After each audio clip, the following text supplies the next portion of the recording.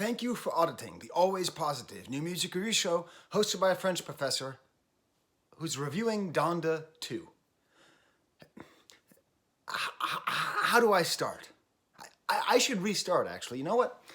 I'm not going to, though. This video is going to be a mess. This album is a mess. Is the mess a part of it? Is the mess a part of this video? Is this all intentional? These are some questions which I'll be asking, and I won't be answering. The first question that came to me about Donda was during the listening party on Tuesday. You know, we had the heartbeat going. You know, before they played the listening party, the concert in Miami, the YouTube channel just had a heartbeat going. And so all over the house, all of our devices were turned on, had this weird thrum and this weird heartbeat, and we were all kind of getting ready for it. And by the time it came on, I was already super tired. I had to teach the next day. So I was like basically out of it by the time it started. My son, who was on vacation, was playing video games with his friends, so he was totally into it. And so while it was happening, he sent me a text, and it said, "Has he done it again?" The next morning, we were talking over breakfast, and he asked me again, has he done it again? Has Kanye done it again? To which he said, I think he has. And to which I said, I still can't tell if he's done it again. But here's the question that you might be asking yourself. What is it? What is it that Kanye has done ever since the beginning? Certainly ever since 808 and Heartbreak? He changes your mind. He changes your taste. He confronts you with new music that he chooses to make. It's radically different than what you just heard, the last thing you heard from him, and the first time you hear it, you go, I don't know, I think he's finally lost it this time. And then over time, second, third, fourth, fifth, 5,000th listening, that's your new jam, and that's exactly where you want to be. And you couldn't like anything more than 808, and then you heard Dark Twisted Fantasy, and you couldn't like anything more than Dark Twisted Fantasy, and then you heard Yeezus, and you couldn't like, it just keeps going on until you find yourself like legitimately jamming out to gospel music. Gospel music is one of the few forms of music that I just inherently really dislike. I don't like the sound of gospel music, but I like it when Kanye does it. I like it when he did it. He changed my mind on God. Now when I hear gospel music, I like it. Has Kanye done it again with this mess? The video that I'm doing is way too early. It's Saturday. He's only uploaded like, I don't know, half of the album? 3/4 of the album? I don't know. It's a complete and total mess. But is the mess a part of the craft? Is it messy like Robert Rauschenberg? I'm going to show you an image of Robert Rauschenberg, what Robert Rauschenberg's art looks like. Look at, did you see that? Did you see right now? I'm planning on editing this, doing actual effects, actual images. This is going to be a totally different video, just like it's a totally different album. You know, look at Robert Rauschenberg, you know? This image of this painting with a JFK, it's all kind of pop art, kind of not, kind of abstract, kind of not. The mess is a part of it. So this review is also a mess. It's going to be filmed in multiple settings, completely out of order. I'm going to contradict myself, but this is, I think, a whole part of the album. What is it like to review Donda? I think a good example of what it's like to try to review this album, I think is what it was like to make this album, Donda 2, excuse me. What it was like listening to this album the first time. What it was like making the album. See, I listened to it for the first time after downloading it. It took forever to download onto my stem player. This album, and I'm going to actually read from the script I wrote. I don't have a script, I have notes. But for this part, this messy video, this conglomeration of things that don't usually happen, I am going to read a script. Donda 2 is like driving to work in February where it's snowing and freezing rain, and it's kicking up so much like sleet and slush that you end up having to use your window washer like every 2 seconds to keep it clean. People are sliding all over the road, and there's like this mud slurry everywhere, but also this clean, beautiful snow. I just have to keep driving. I just have to keep my feet on the pedal so I can make it to my job and teach a bunch of 19 and 20-year-olds from Western New York how to conjugate to be and to have. That experience was perfect for Donda 2. Even better was the first time that I listened to it. I goofed around with it. So let me play you a clip of me listening to one of the songs off of Donda for the first time. a clip of me driving around and what that was like. First clip, go.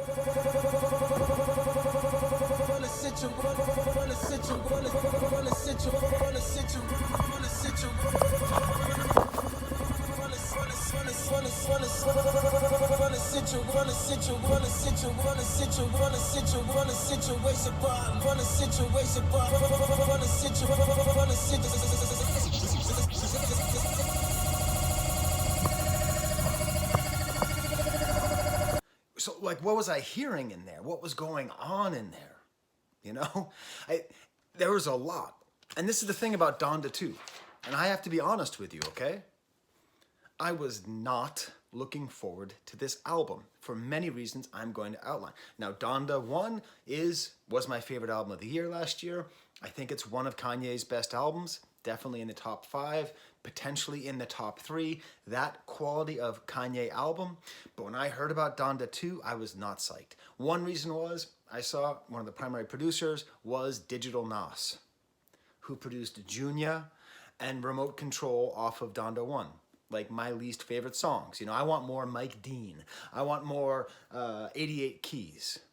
I want more Kanye. I don't want Digital Nas. And the main reason that I was not looking forward to this, musically, is that it was all going to be executive produced by Future. Now listen, I'm an old man. I am Kanye years old. I'm 44. And Tom Brady. I'm Kanye Tom Brady years old. 44, born in 1977. And I have tried to listen to Future. I've tried. I never got it. It never engaged me.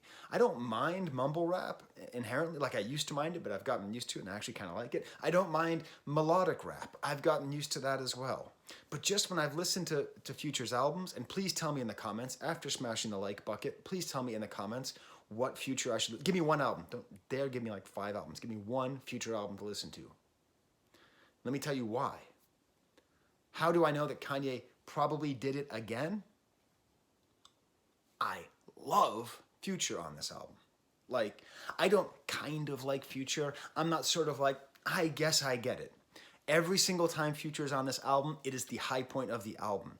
I understand the charisma, the flow, the sound of his voice, the cadence has been so copied that I've heard it 1,000 times, but when you hear the original, there's no mistaking it. I am a Future fan now. And when I came into this album, I was like, it's just a whole album of sort of like Atlanta-style trap mumble music from Kanye. It's not, I'm just not gonna like it. I'm just too old to begin my training, you know? But I'm not. I love it. I love Future. I love Future. I love Future for the 4 songs on this album. Now please, dear God, in the comments, tell me what to listen to. Is it Hendrix? Is it Pluto? Is it Jupiter, Saturn, Uranus? Whatever the hell it is, I want to listen to like the best Future album. Not the one with the most hits, not the one that most people like. But if I am telling you I like Future because of the way he sounds on this album, where should I go next? But the biggest reason I was not excited for this album, my biggest fear, is, as I discussed on my review of the song Easy, I've been through a divorce, and I have worked very hard to help my children through that divorce. I've paid a lot of attention to what psychologists and experts tell you to do and not to do in a divorce.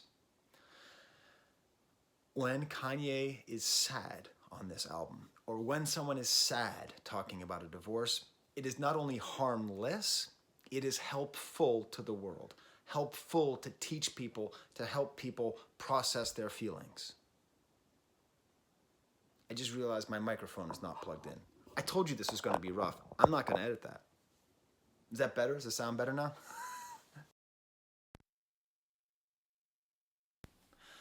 It is helpful when people who are going through tough times talk about those tough times in that way, about the pain, the loss, the suffering, the isolation, the change, the disillusionment.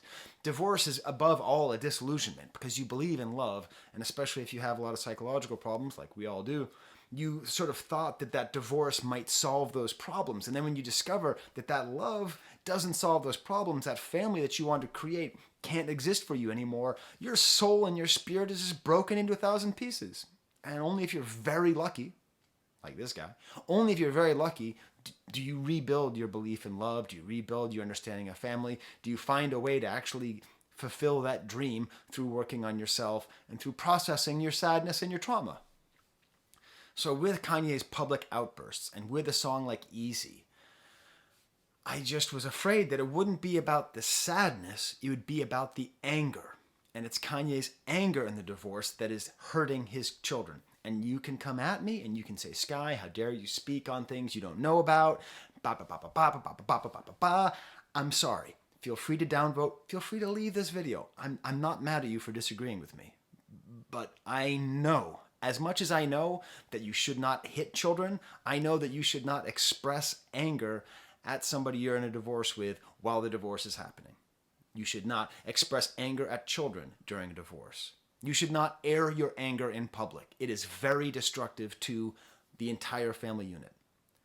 So when he's doing all these things and he's talking about trying to, like he's threatening Skeet Ulrich and, Skeet Ulrich.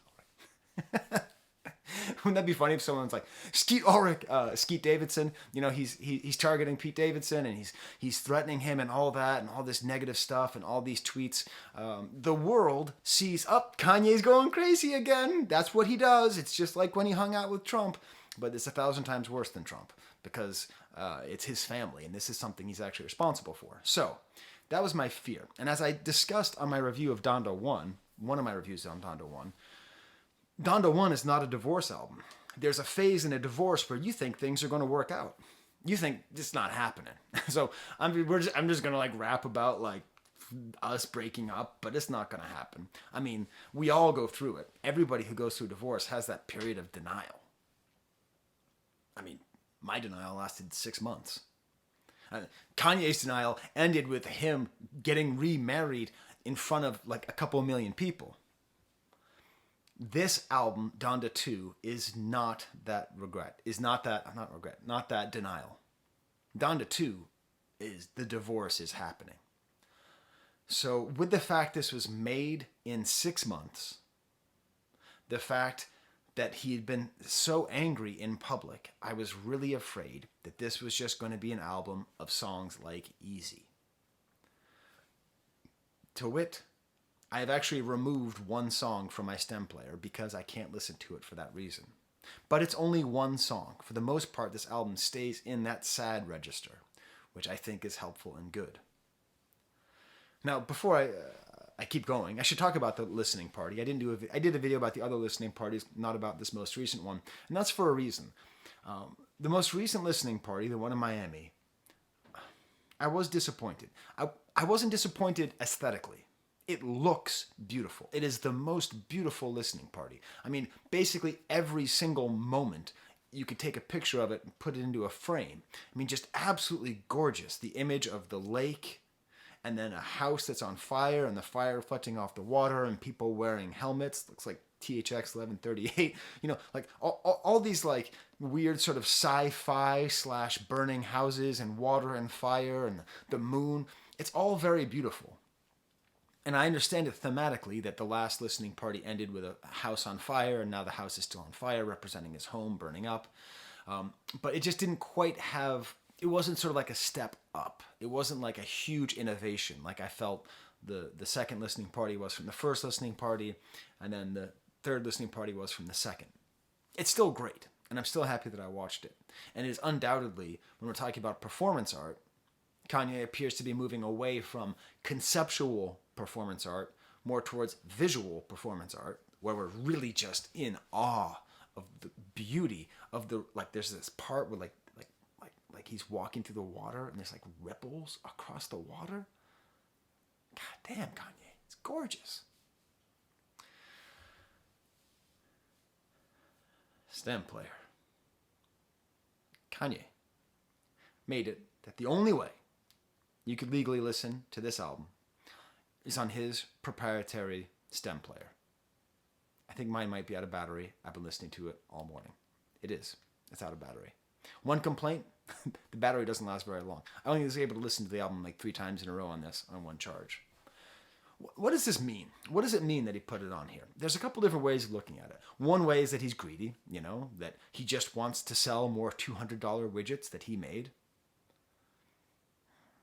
But in a way, that greed is part of what he's doing. It's part of his larger statement. And if there's one thing that I love about Kanye and that I talk about all the time, is that he is an artist who puts artists first at all times.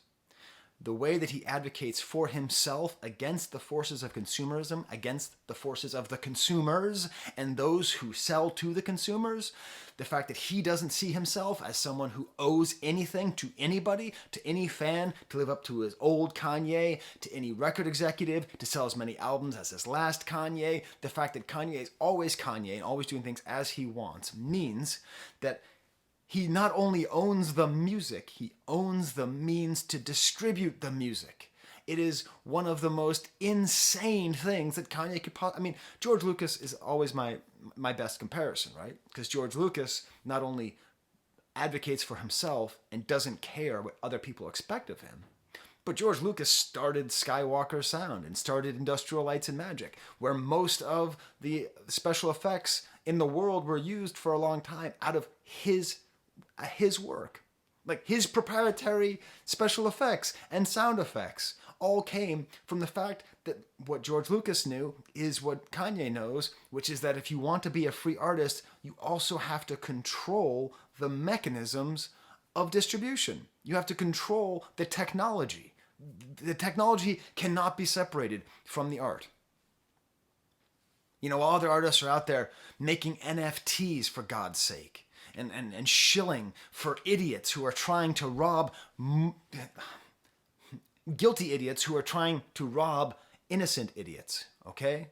This whole NFT scam. Instead, you can buy something which, by the way, as a toy, as something to play with, is worth $200. This is great. If this had nothing to do with Kanye, if there was no relationship to Kanye whatsoever, I would have bought this for $200 because I personally like playing around with sounds. I like making music. I like creating my own things. It's part of it. This goofy thing is part of the listening experience. It's part of the album.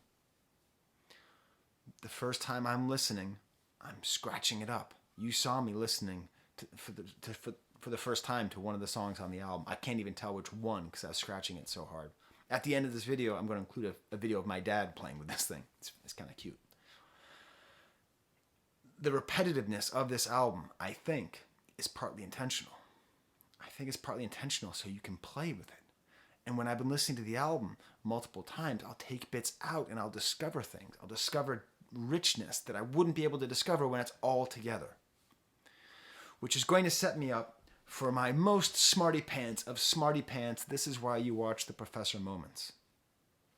It all ties into the philosophy and the thoughts of a great French semiologist, structuralist, post-structuralist. You know what? I already talked about this yesterday. Let's talk to me yesterday in my office. I'm talking about this guy, Roland Barthes, spelled B-A-R-T-H-E-S. I'm not an expert on Barthes. I mean, I've written a 20-page paper on Barthes. I've read a lot of his readings. I own the complete collection of his readings. I'm not an expert, but I do think his work, as I understand it, pertains quite well to this entire project, to the entire Donda 2 stem player project. Let me explain. In this book, SZ, he describes a difference between two different kinds of writing.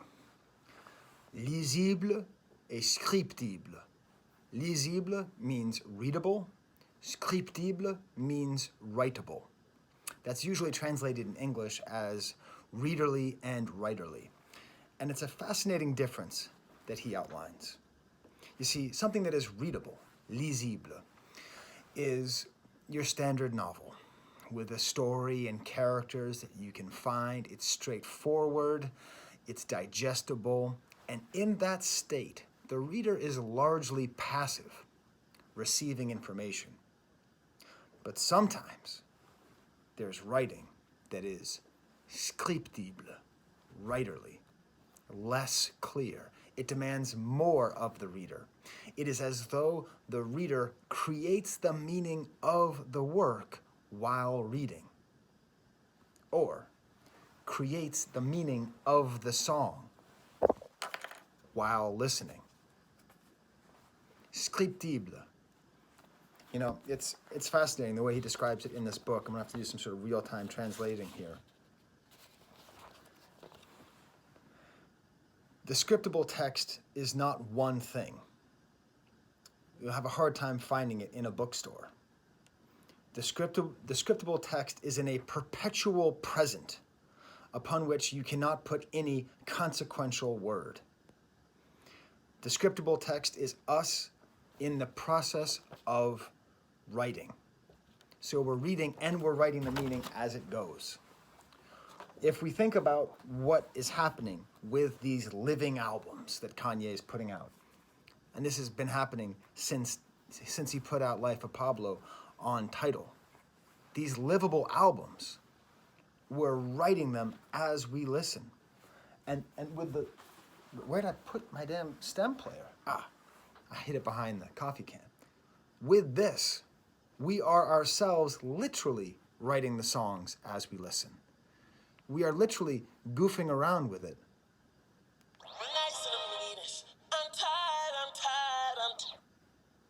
We're literally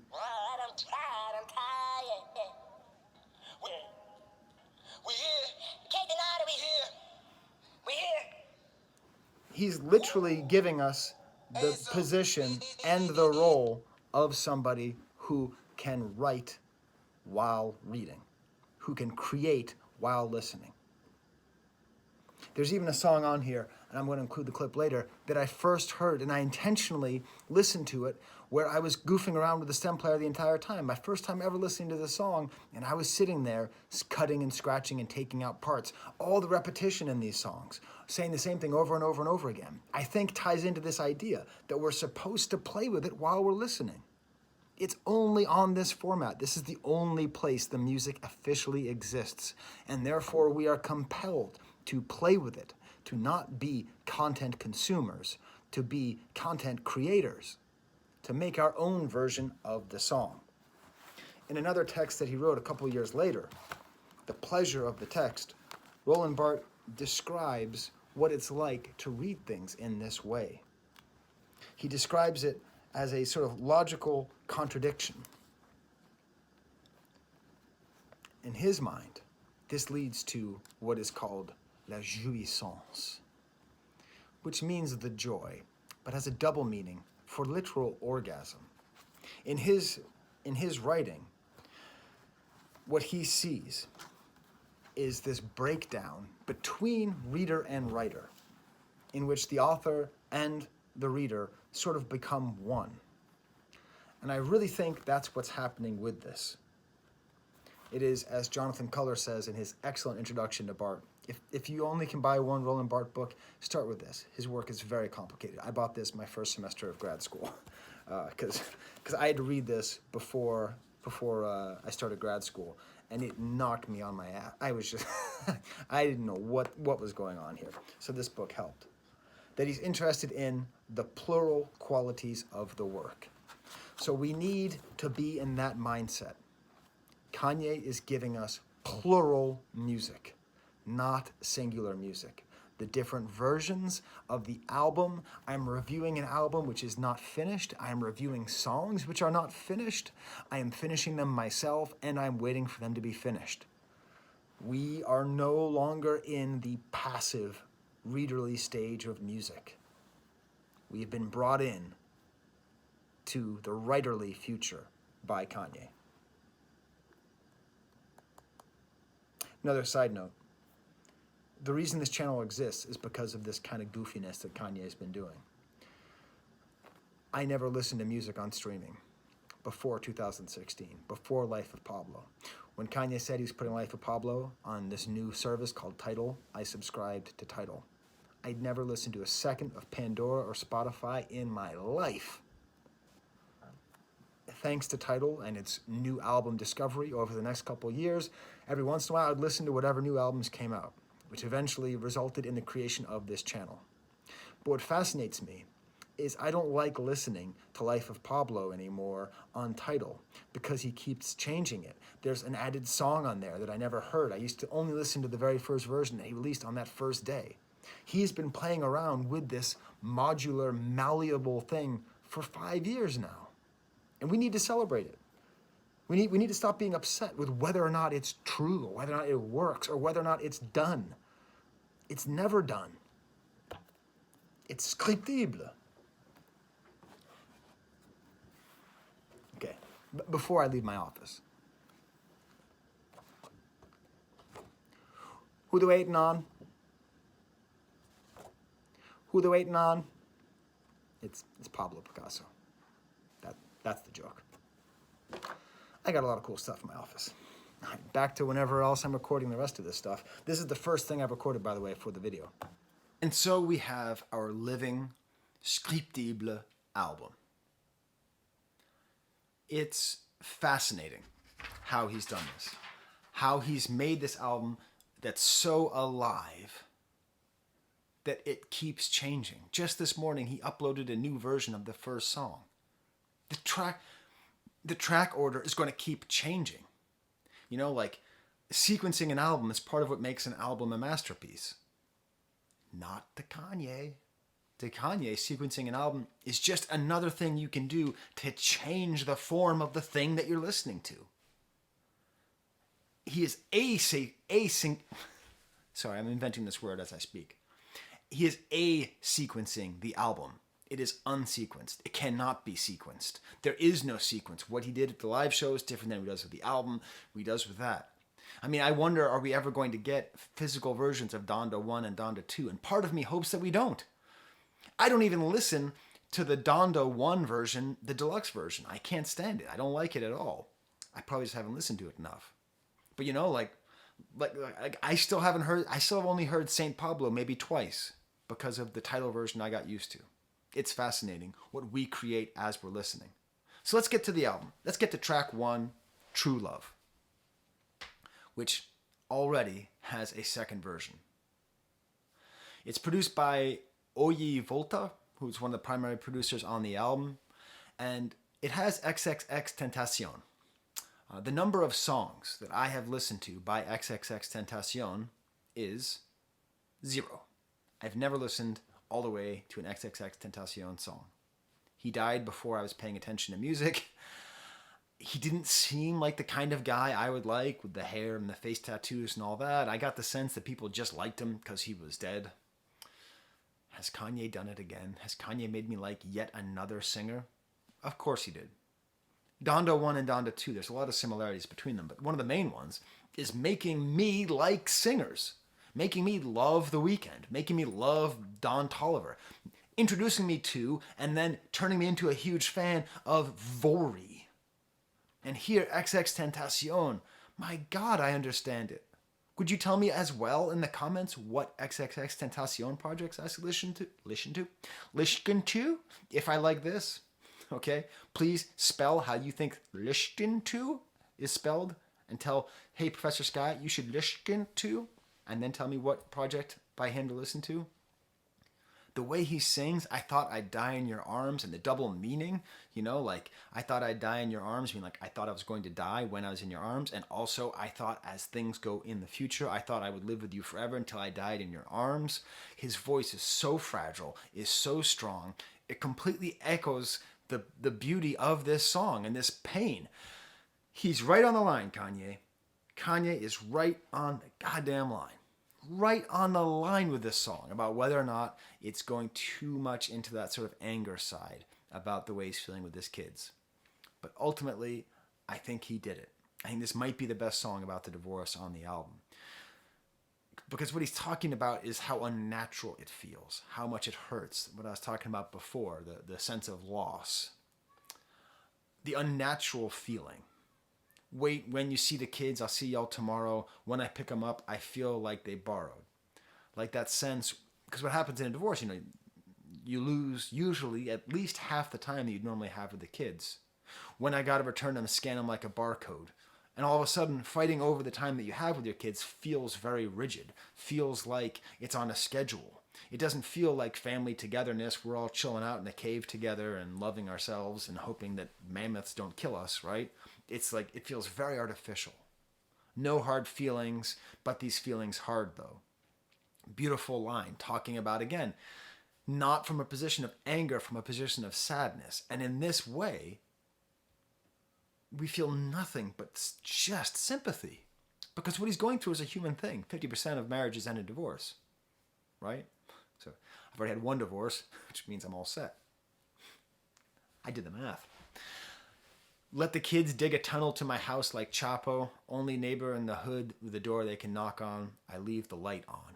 And then the chorus, which I'm having a great day today. There's a whole thing happening in Pokemon right now, which is really exciting. I play Pokemon Go every day. Hey, Toby, I'm talking about Kanye. Could you please leave it alone? We'll see.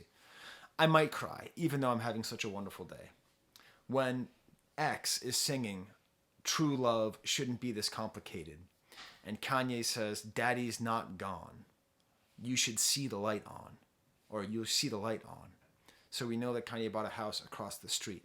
And this feeling, when you're separated from your kids, when you feel that split, and the other parent, and I'm not saying who's right or who's wrong or anything. This isn't about gender or class or race or anything. It is just the human experience of loving your kids and being forcefully separated from them and wanting them to know that you're there.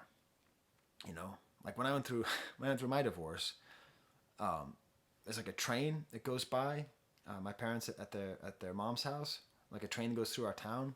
And sometimes I would be with my then girlfriend who lived near the train as well, but just further down. And when I'd hear the train would come, this is silly. I don't even think I've ever told the kids this. I would blow kisses to the train. Like, and I'd do that because I knew that within like 30 seconds, the train would be in front of their house. Daddy's not gone. You see the light on. So really, truly meaningful song. And a song which I wish existed when I was going through what I went through, and what I'm happy that it exists. Now there's two different versions now. There's the stadium version and there's the studio version. I'm all about the studio version. And this is what you can do with the stem player, is you can isolate the drums, and that's the difference. The drums had this little compressed sort of Daft Punky sound on the studio version, not the stadium. And this is the first time for a song I'm talking about. You just got to do that. Like, I understand most of you have probably downloaded this and pirated the album. Great.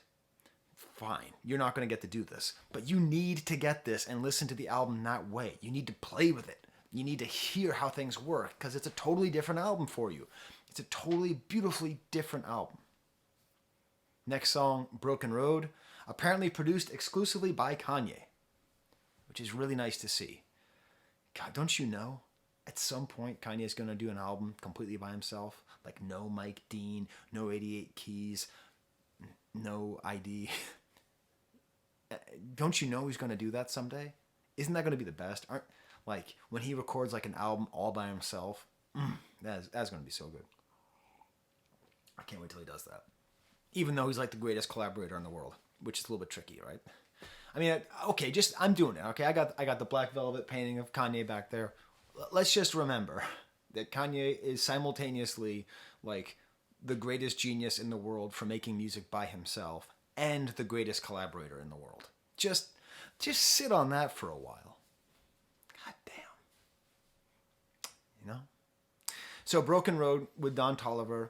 I enjoyed Don Toliver's solo album. I love Don Toliver on the song Moon. A beautiful image, pay the toll on the broken road. What does it mean to find your soul? Here, Kanye's not on this. There's a lot of points where Kanye's not even on this album that much. But with this song, you know, he has this verse where he says, you know, I feel like a homeless person. But really what it feels like is the lines that Don Toliver is singing is really what the whole song is about. Just what does it mean to find your soul? Piece of advice, whatever you do when listening to the song Broken Road, do not think of the Troll Toll song from It's Always Sunny in Philadelphia. Pay the toll on the Troll Toll Road. What does it mean to find your boy's soul? Don't do that, okay? because that's gonna make the song silly to you, and I want the song to be serious. Okay. Tell me in the comments if I successfully stopped you from thinking about It's Always Sunny in Philadelphia and Danny DeVito singing about this boy's soul. Next song, Get Lost, another one by Ohi Volta. And this is sort of like the Donda chant of this album. You know, it's not really a song. It's just Kanye. There's no drums. I talked a lot in the Donda 1 review about how little he's using drums. There's a lot of no drumming here. But this is just him wailing. And this is, again, Kanye in the great divorce mode, in the useful divorce mode. He's just wailing on this auto-tune, or maybe it's a vocoder. It's kind of messed up, effed up, and on repeat. Above the night I beat, done went back to sleep with a new sight to see. What do you write for me? What will fit right for me? Do I still cross your mind? If not, then never mind. This is that pain. He's not angry at Skeet Ulrich. He's not mad at Kim Kardashian West. He is just feeling this pain that he's effed up and on repeat. I get it. Kanye is not as good of a lyricist as he is a producer and music creator. Great. Accepted. But we have to really focus on when he does write great lyrics. And the idea of being effed up and on repeat. That's a really fascinating image. And I think it really speaks to his state of mind. And this is where he is just really sad and pathetic and not angry. And that's what we need. For the next song, I'm barely going to talk about it. I have never featured my son on this channel. He's not that interested. My daughter's been on the channel a lot in a goat mask. But my son loves Kanye so much, and his friends love Kanye so much, that I think it's instructive to find out how he and his other teenage friends reacted to the next song, Too Easy. Take it away, Django. I'm here with my son, and he's going to tell us why this is his favorite song off the album. What's your story with the song? Too Easy. So, my friends and I were listening to the live stream of the concert, and I think this was the second or third song he played, and when we heard it come on, we were like, this is crazy. Kanye's done it again. This is the craziest thing I've ever heard. Obviously, listening to it a second time, it's odd because most Kanye, when I listen to it for a second time, I like it a lot better. Right. But this time I was like, it wasn't as crazy listening to the second time, but it was still really interesting because I'd never heard anything like that produced by Kanye, and I've never heard anything like that produced before. I mean, maybe there's some underground artist that's made music like this. That's the nice thing about my comment section is I'm going to get people to say things that sound like this, but what do you think makes it sound so unique? I mean, the beat is like really driving. Mm-hmm. Like it's super high energy. It doesn't really change up that much throughout the whole song. Right. There's no break. It's kind of just continuous. Right. And then the the melody is kind of like floaty. Do you know what I mean? Yeah. I don't really know. It's just like drivey beats with a floaty melody, and then just weird kind of inner other sounds. And the vocals sound kind of weird too. Like it's not unaltered. There's some kind of effect on there or something. Yeah, it's kind of like a auto-tune vocoder thing, and he's really just singing. You asked me who produced it, and one of my favorite things about this song is that it's the only one. I think it's the only one that's really produced by Mike Dean. And if you don't know Mike Dean is the most. He is the second place Kanye. So whenever you think about the genius of Kanye, the person who's most responsible for promoting his genius and helping his genius and giving it form, it's Mike Dean. And he's been there, I think, at least since Dark Twisted Fantasy.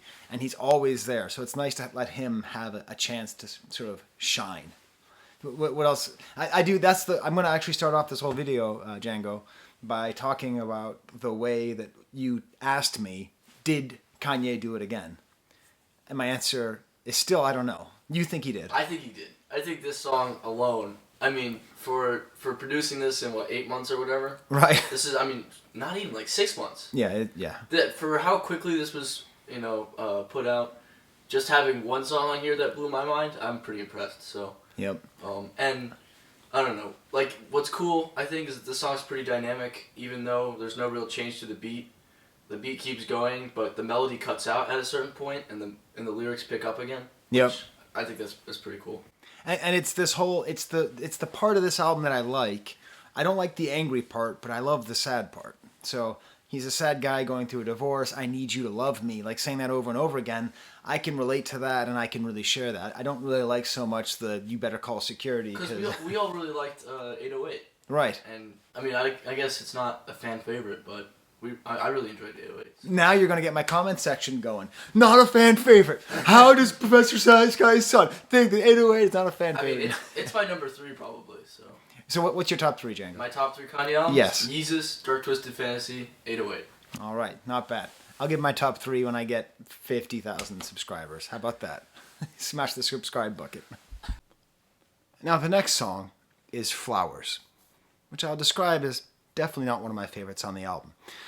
It's another drum-free song, but I really like the bass on this song, especially the way like the bass and the twinkling keyboards, Digital Nas and Kanye, kind of go together. And this is a weird thing, you know. There's kind of a... This album is expensive in a couple different ways. I mean, one, you have to get this thing.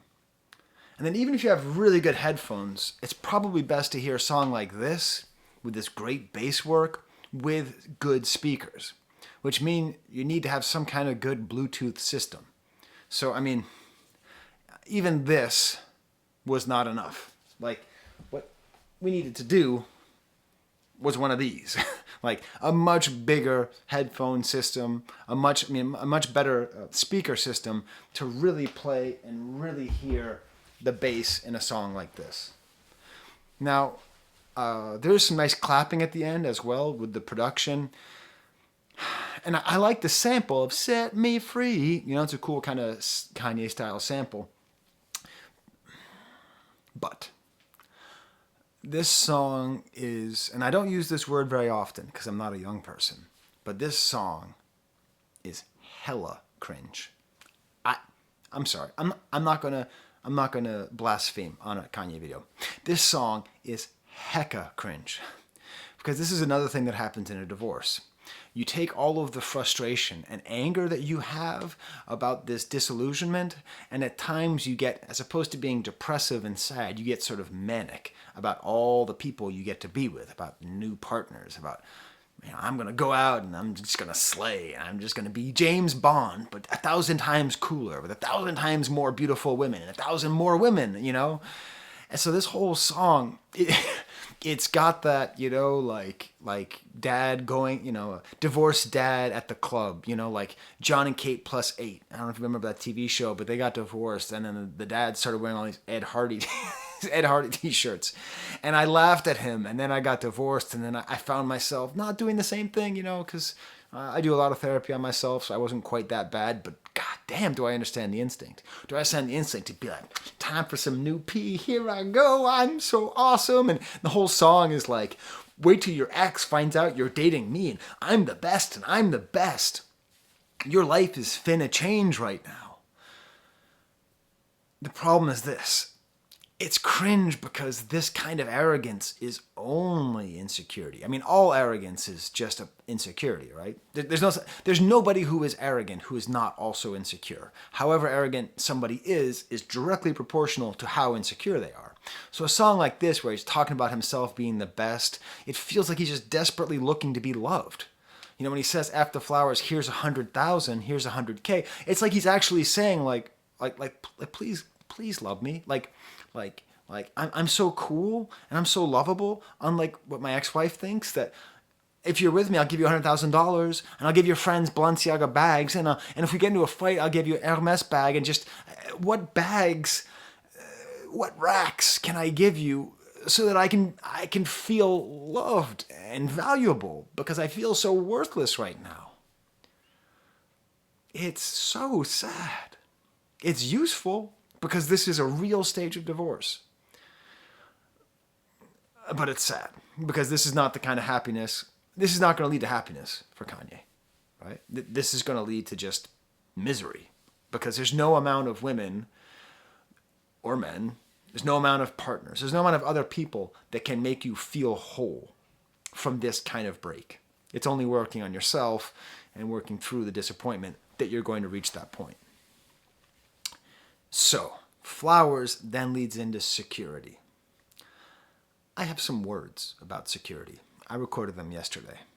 Yesterday, the last time I will ever listen to this song. I just ate lunch. It was good. I had some leftover pizza, buffalo chicken pizza. It's pretty good here in Western New York. And I was listening to the album with my family, and the song Security came up. And I'm going to tell you what I think about that song. First of all, I just need to say, it's one of my favorite beats on the album. You know, it's by Digital Nas and Good. Very kind of Yeezus sounding, with rumbling keyboards and these kind of chirping sounds, and then almost like a cell phone sound. And the way the lines are delivered is quite interesting and engaging. But I hate this song. Like, I hate this song probably more than any other Kanye song. I would rather listen to I Love It 1,000 times than listen to Security even one more time. This is the thing. The things I don't like about this album are when Kanye brings his kids into it, when Kanye brings anger into this divorce. When he's sad, I understand, but when he brings anger, it comes across as really wrong. Now, when I talked about this when I reviewed the song Easy, some people commented that it needs to be seen in a greater context of the dissolution of African-American families and the way that African-Americans are often have their families taken away from them, and in that sort of sense, and that I understand. And I accept that there's a portion of this song which I can't relate to, for the way that one must feel sort of being wrapped up in the law courts, wrapped up in a system, a trial system, all that, okay? I get that. But again, as someone who's gone through a divorce, who's worked super duper hard to be good to my kids, who's read books about how to be good to your kids, who's really focused on how to properly co-parent, how to make sure the kids have their rights respected, this song is just so unpleasant because it seems to be about visiting his daughter's birthday party and getting frisked by security. And this is the thing, you know, when you go through divorce, you lose control. You lose a certain amount of control. There's just no way around it. Sometimes you lose all control, sometimes you lose a little control, but you lose contact, you lose a certain amount of access. And him throwing this fit, you know, this isn't something meaningless, like the Video Music Awards or whatever with Taylor Swift. That meant nothing. Nothing. Okay? That's nothing compared to this. This is not cool. Bragging, making threats like don't separate a man from his family and you're going to need security. You know, like his kids are going to look back on this and really see it as a menacing thing. And I get it, you know. I mean, I was there when I went through my divorce. I was super angry. I said things under my breath. But the thing is, Kanye spent his entire life taking the things he's saying under his breath and then screaming them out loud. And it's always served him well. And the people that it's hurt have not been innocent. But his kids are innocent. So, you know, it's funny. You know, cooking grits naked, that image is kind of funny. Kind of nice drums at the end as well. I mean, the production of this is just great. And I wish the song did anything other than make me remember very negative instances in my life where having to deal with this loss of control and being met with a certain amount of anger, a certain amount of violence. So here's this is my stem player. I'm deleting this song. Security, delete. Question mark, delete. It's gone. Never going to listen to that song again. What's next on that track? Oh, We Did It, Kid. Hey, I like that song. Pretty harsh words from me yesterday. A quick plug, you know, if you do find yourself going through divorce and you have kids and you don't have a good therapist, this book, Putting Children First, by Joanne Pedro Carroll, this is the one. You know, if you're ever going through a divorce, you know, and you watch this video, hit me up. Find me on Instagram or something. I'll send you a copy of this, okay? Like, you know, like we need more of that kind of stuff. Less security, more putting children first. More true love. So next up is We Did It, Kid. And Digital Nas, maybe I'm coming around on Digital Nas as well. Just 3 notes, you know, dun, dun, dun. Very catchy, very cool. But this is the beauty of the stem player. Do you know what I did? I listened to the song a cappella all the way through, just the one stem that is singing. And it is like a totally awesome song. Like, they are so good. Baby Keem, who opens up, has this beautiful verse, legendary opening line. Not nice or the meanest, feeling sorry for my mama nem. Just a beautiful term, my mama nem. He has this crazy verse where he makes references to fisheye lenses and Pantone. I think he must have went to art school. And just what you hear when you listen to it a cappella is just how beautifully melodic he is. This crazy ending where he just goes up. It's just this mastery of melody. Baby Keem is astoundingly good on this song. And then come the Migos. I reviewed their last album. I like Migos. They're fine. Right? They're fine. But on this song though, are they fine? No.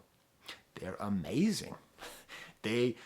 Once again, Kanye finds a way for old dudes like us to somehow hear this newfangled rap, which is 12 years old, brand new, and find a way to like it.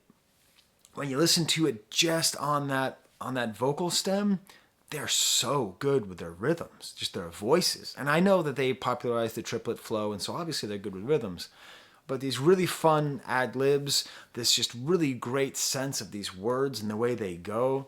Thank God I'm alive and rich, probably the best line on the album. Helping Ye find Kim.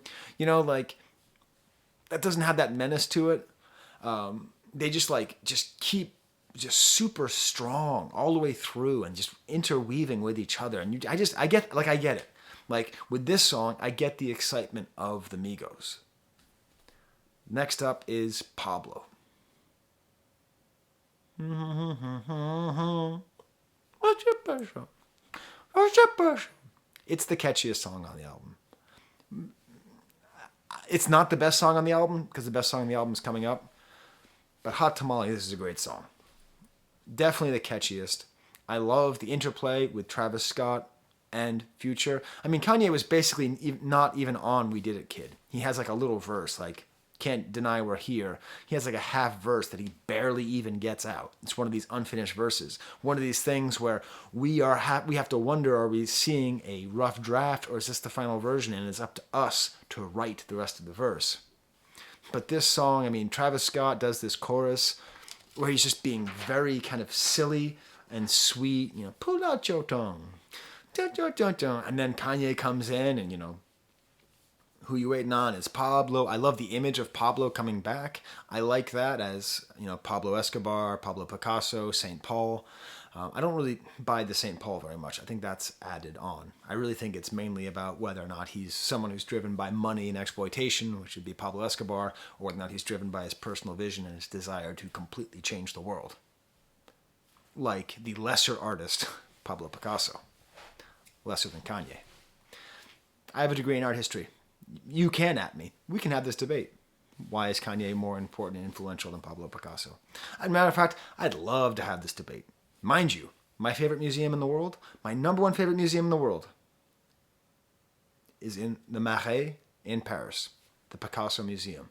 It was his house, and his family, instead of paying all the taxes that he owed, just gave his house to the city of Paris. It is a monument to his amazing, incredible genius and dynamism over the years. Picasso is truly one of the greatest artists that ever lived.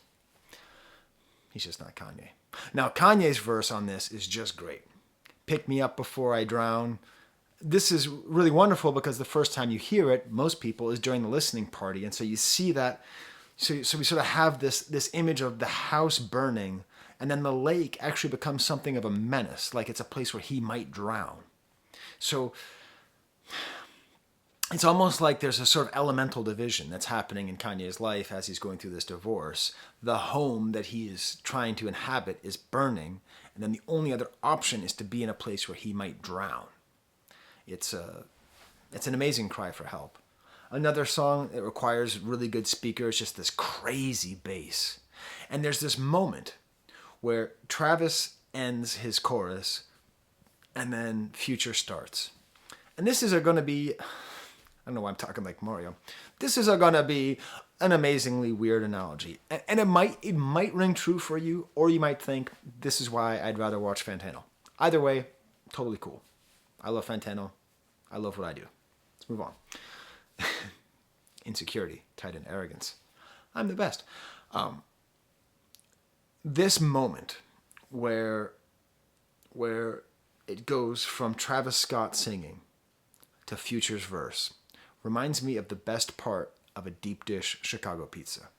The best part of a deep dish Chicago pizza is at the crust, where like the crust breaks away from the cheese. There's like this little like breakaway point, and then like the dough in there is just like all buttery and sometimes a little tomatoey, and it's just like that bite.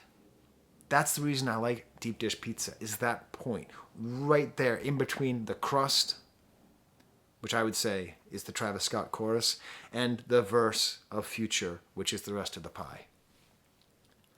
Future is just, he's just amazing. He's just great. He's so good on this. And what's fun is that my wife has come to really enjoy Future as well. And I talk a lot about my wife on this channel for a lot of reasons. But one of them is that, she's from former Yugoslavia. English is her second language. She speaks English better than I do, frankly. She writes better than I do. But she has a hard time picking up slang. So hip-hop has been quite difficult for her. But thanks to her exposure to me, I've been helping her out. And now when we listen to most hip-hop songs, she can understand them just fine. I mean, it used to be like she would hear Run DMC and not be able to parse out the words. But Future is the end boss of English speakers. Like, if you can understand Future and you are not born in an English-speaking country, you have officially gone super fluent. Like, you have a capacity to understand the English language at its highest level. Because I listen to Future and I don't pick up more than like 2 lines. Just like it is so slang. But that's the beauty. And I understand, it started back in the day when he actually was on so much lean that he couldn't pronounce clearly and all that, and that became the style. That's a beautiful and weird and interesting innovation in music that's resulting from terrible substance abuse that's killed countless people and made other people's lives miserable, right? I understand the terrible legacy of syrup and all that. But artistically, it's fascinating. It's just fascinating to hear, and I finally get it with a song like this. Like, the entire time Future's rapping, I just want him to keep going. Like, I want Future in my house. I want him saying what I'm doing. Record a video, take a sip of coffee from the Professor Sky Mode. Walk out the dogs, make it strawberries with the yogurt.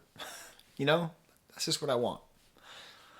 So, I'm going to talk about Louis Bags, but before I do, I want to give you an example of having fun with the stem player. Here's a video, I released this on my Instagram, of me taking just one section from Future's verse and just reveling in the fact that with this, the combination of the inscrutability of Future's lyrics mixed with the ability to make loops made this little crazy loop that I made. This is like, because with the looping ability, what you can do is you can take the end of a line and make that the beginning of another line. So it totally changes up the cadence and rhythms. So first Future, and then we'll talk about Louis Bags. Toby, what does it mean? What does it mean? Bad for the shoot like vato, bad for the shoot like vato, bad for the shoot like vato.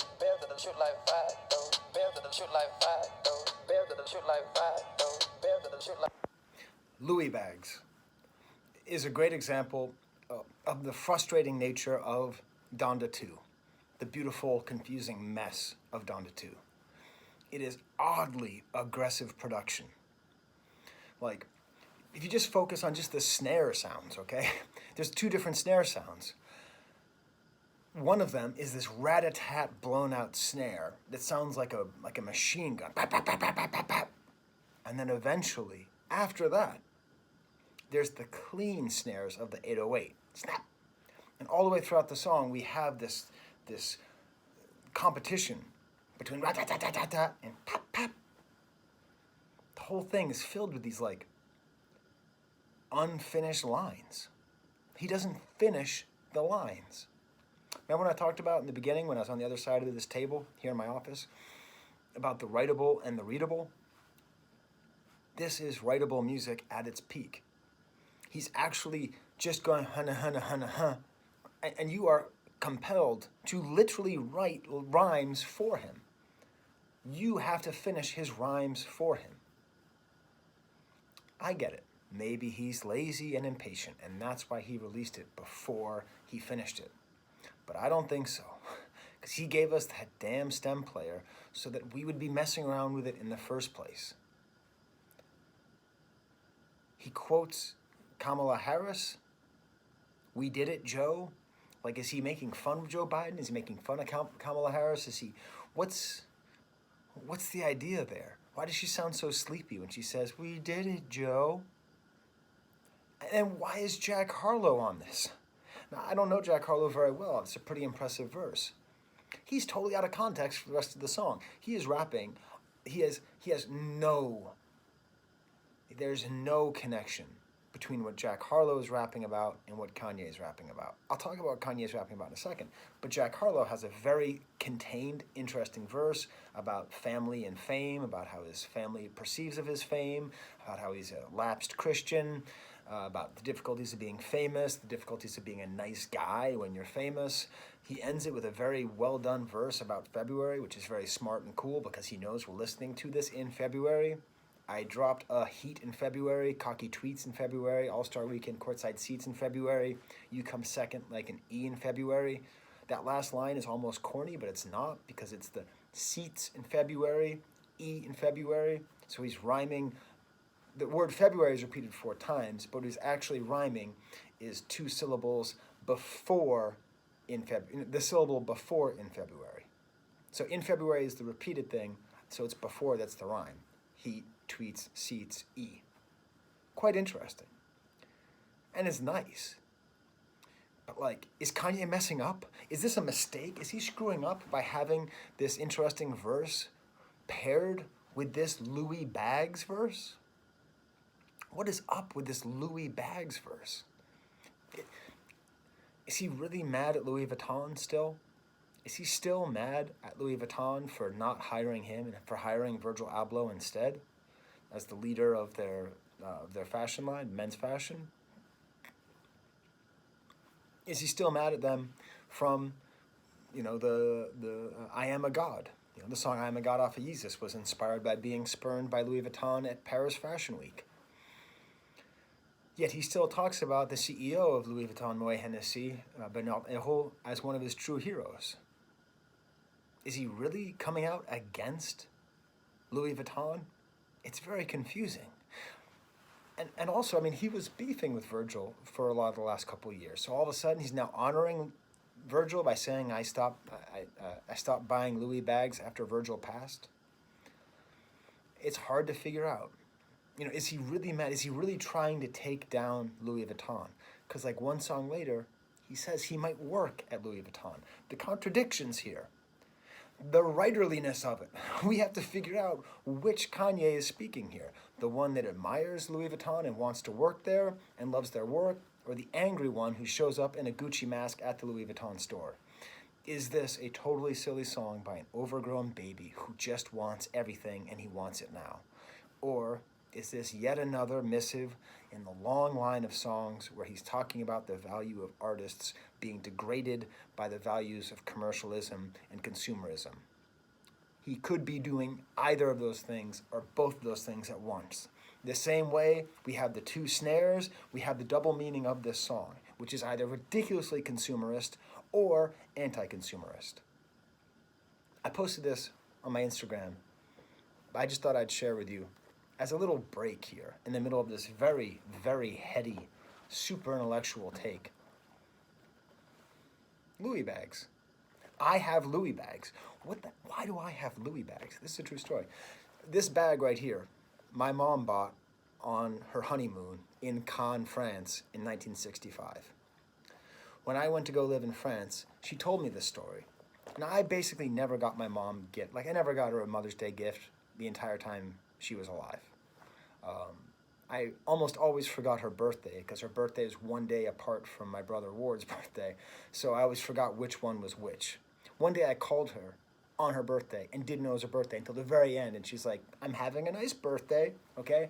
But when I went to France and I went to the Cannes Film Festival, I went to the same Louis Vuitton store and bought her a Louis bag as well. The same one. The most extravagant, goofiest thing I ever bought. So for a while, she had both of these. Now, she died about 5 years ago, a little over 5 years ago. And, I'm still hurt. Just like Kanye is still hurt from his mom passing, I'm still hurt. But these little details, these little Louis bags are a reminder of that. And it's funny because I keep these in my office because students don't care about Roland Barthes or Pablo Picasso, but they do care about Louis Vuitton and Hermes.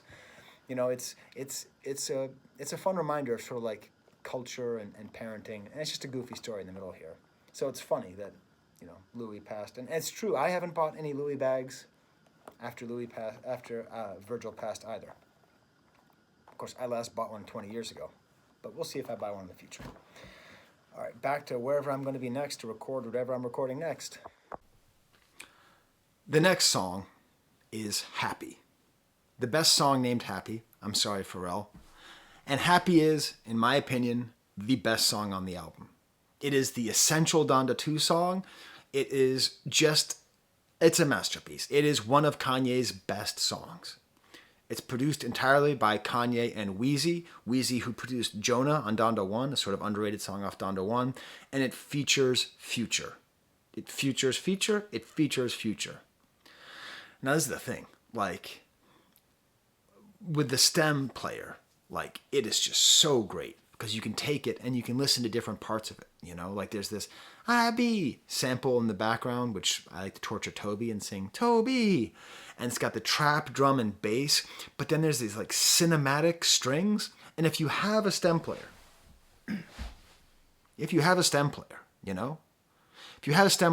make sure that you isolate just the sample. It's this amazingly crunchy, cool. It's like Hit Boy quality sample. It's like that good. And you can hear it if you have it on the stem player. It is just such a great combination of simple trap drums and just kind of simple trap bass and that whole thing. And then very, very, very complicated, interesting samples mixed together with, first off, a Future verse. A totally incomprehensible Future verse. I didn't understand a single word that he said, but I loved it the entire time. It's just great. Again, I don't know how he creates that atmosphere. I don't know how he does it, but he does it just so unbelievably well. And then Kanye's best verses on this album. Kanye's verse is up with his verse in On the Grid. On the Grid. On the Grid. Off the Grid. This is sort of the off the grid of the album for me because Kanye he's not on so much of this album, or he'll have like short verses. But here, he just goes on and on and on and on. And every once in a while, he punctuates it with that one line, do I look happy to you? Do I look happy to you? I mean, that's it. Like, that's the thing. That's the moment. That's the theme of this album. Of him trying to be happy, of trying to understand what happiness is, and then asking, do I look happy to you? No, you don't look happy to me. I was cutting up strawberries this morning for my wife, to put in some yogurt and honey. That's what she likes to eat for breakfast. It's quite good. And I was listening to the song, and I'm an amazing dancer, as long as no one's watching. And I was dancing and I was cutting strawberries, and then the song, do I look happy to you? My wife was like, yes, you do look happy to me. But it's just such a great example of what Kanye could do. And I don't think he could do this if he took 3 years to make this album. I think this had to be 6 months. I think this had to be Future. I think this had to be pushed. I think this had to be done in his weird manic phase where he's saying a lot of things that he regrets or will hopefully eventually regret. And then there's this whole like beautiful verse where it's broken up with Do I Look Happy to You. He has a whole like finite, in it stuff. Tinted, squinted, bin it. All y'all been a minute. I'ma let you finish. But then he just keeps going. He mentions perhaps getting a job at Louis Vuitton, Maybe he will go back to buying Louis bags. And then he has a whole section about being like too famous for a chain and too famous for the fame and too famous for the name. All these things back and back and back and back and back and forth. And it's this great way of explaining the situation that he's in. Like, he's in a very unrelatable situation because nobody has been him in human history. But I do feel like I have some sort of connection to him through this amazing beat and this amazing song. Happy is absolutely my stamp of the album and one of the best Kanye songs ever made. I just wanted to feature this art a little bit more. Velvetgeek.com. It's by Bruce White, who I commissioned this.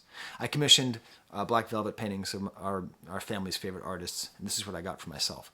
Look at that, right? Just say in the comments how sweet that is. Like look at that light along the chin, the look in his eyes, right? Is that not Kanye? Beautiful. Absolutely beautiful. Gonna put that back. Thank you, Bruce. Next song is Sci-Fi. Again by Oyi Volta. And, okay. So he starts it off. And it's interesting because Happy, so I haven't mentioned my daughter yet on this channel. When we first heard the song Happy, my daughter said, he's lost it. This isn't very good. This isn't Kanye. This isn't Kanye. Literally 20 minutes later, I accidentally played Happy again. It can be confusing, like which button does what, because nothing's labeled on this goddamn thing. Put in the comments if you've had the same problem with it. And Happy comes on. She goes, "Oh, what's this one? I like this song." That's the Kanye effect, right? Like the song that you think you don't like, you then like the second time you hear it. And then Sci-Fi comes on, and then my daughter, who watches Saturday Night Live and loves Saturday Night Live, it's like one of her things, and she hears the quote from Kim Kardashian talking about Kanye, the greatest artist, the great genius, and the greatest rapper, and the richest black person in America, that whole thing. And then Kanye cuts the quote. And my daughter is like, no, it then goes on. And after saying that he's a genius and the father of my 4 kids, the divorce very clearly is only about his personality. So Kanye took this quote, and by cutting off the diss, by cutting off the part where Kim says that she had to divorce him for his personality, he made it sadder. Like, if he kept that in, it would have been like a pretty interesting thing to like actually feature that. It would show a certain amount of acknowledgement of the situation. But as it is now, it's just kind of sad. George Lucas, I believe, is it was the Hitchcock? I think it might have been Hitchcock, who talks about the importance of editing. If you had to choose between writing, directing, and editing, that like editing is the most important thing for controlling a movie. And there is definitely an element where Kanye is just sort of going back in time and just sort of editing out the part he doesn't like. But we all know it's there. This song feels sort of unfinished, kind of weird strings, cinematic, Sean Leon. Never heard. Hey, Sean Leon, have a more memorable name. But hey, he's great here. I really like the way he delivers these lines. It matches the beat. And then we get this weird chorus, make a choice, oxygen or Wi-Fi. There appears to be a certain amount of ambiguity towards technology on this album. Ambiguity towards technology. I like how there's little echoes on here that actually there's like a setting on here where you can put echoes onto the song, and that's how it feels there. But the way he sings Baby Bye Bye, it's just got that pathos. You're just pathos. It's got, however you want to pronounce the word, Pathos, it's got that. Like, you feel the pain of him saying Baby Bye Bye. He could be perhaps, in the stages of grief. Donda 1 was denial. His tweets are anger. Maybe there's part of this album that's acceptance. And he has just this amazing line. Remove myself from the situation before I lose myself. Remove myself from the situation before I lose my health. I can't control you, but I can. He either says control myself or soothe myself.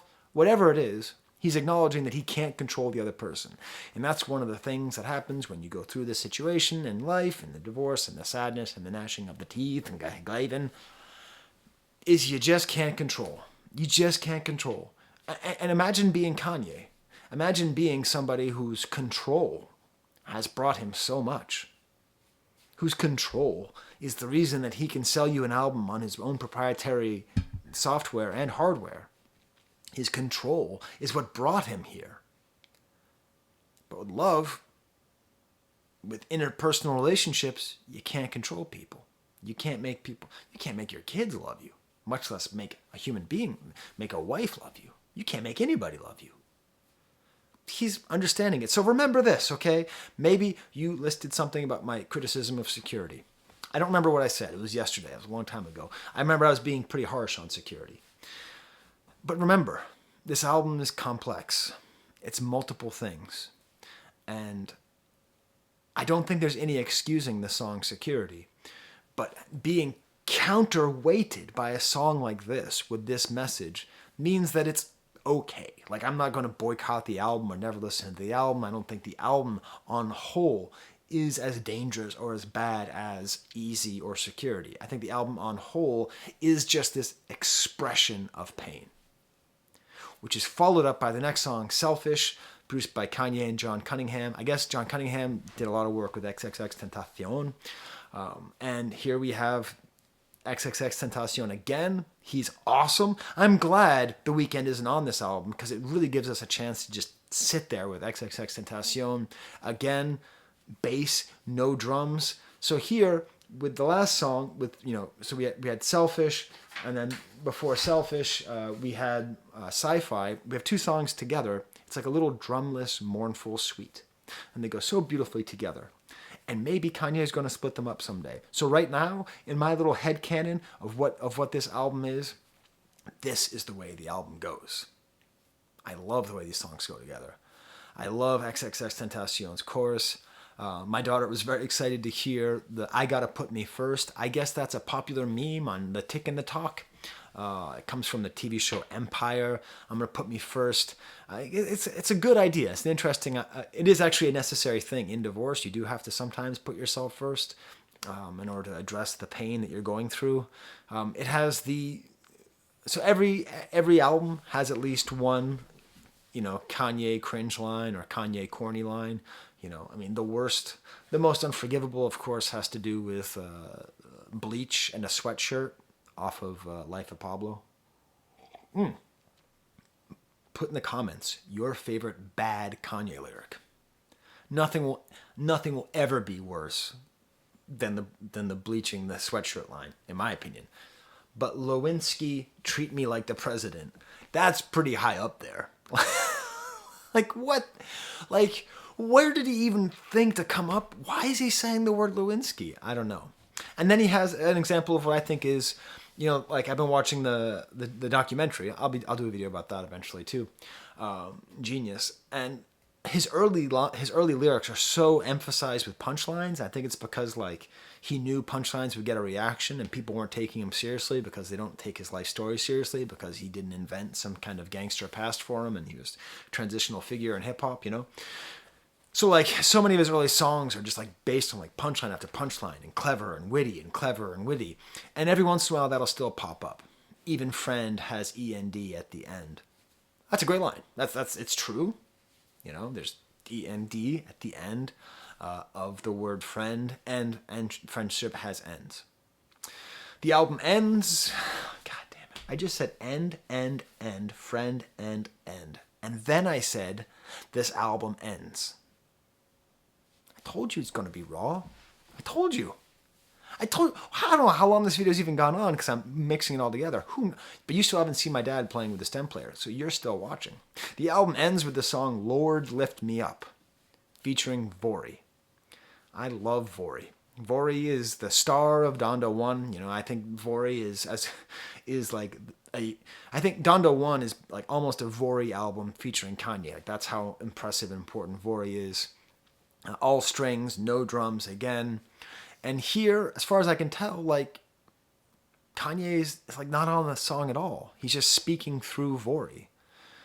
Like it's funny because like Kanye can sing, right? Like there's a scene where they're recording the Jesus Walks in the documentary, Genius. Like, you hear Kanye singing, like, he can sing, but he doesn't believe he can sing. So because of that, we got 808 and Heartbreak. And because of that, we have people like Vori singing for Kanye. They all want to see the family feud, can't let the family lose. It's just really, really strong. No strings attached, that's Bluetooth. Again, the combination of like Wi-Fi or oxygen and Bluetooth, we do have a very kind of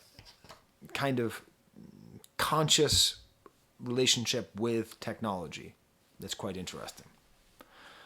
Did I say this is the last song? I hope I didn't. It's not the last song. I got like 3 more songs left, including Keep It Burning. Now, apparently this is no longer on this. I downloaded the album as soon as I could, so I got the special version with Keep It Burning. So I'm never going to update this thing. And this song is just amazing. It's just beautiful. It's another song with Future. Again, every song with Future is my favorite song on the album. And it uses the sample from Burning Down the House by the Talking Heads. I suspect that's why it was taken off. Maybe they didn't get clearance. But the song itself, Burning Down the House, is just an amazing... I mean, the fact that we lived in a time in America where the Talking Heads were a super popular pop band is a sign that not everything was terrible in the 80s. It wasn't all just Reagan and crack epidemics. There's also the Talking Heads being a successful band. But it's just worked so well thematically with this theme of the house burning down. And that's the theme of the album, is the house burning down. The house that he made with Kim is burning down. And once again, the whole album has the mixture between Kim and Donda is very confusing, right? It's very clear that what Kanye wanted from Kim was what Donda gave him. And if you watch Genius, you know that what Donda gave him is the most loving, kind acceptance that you could possibly imagine. And no one's capable of giving that. It's basically impossible to give that, unless you're a parent.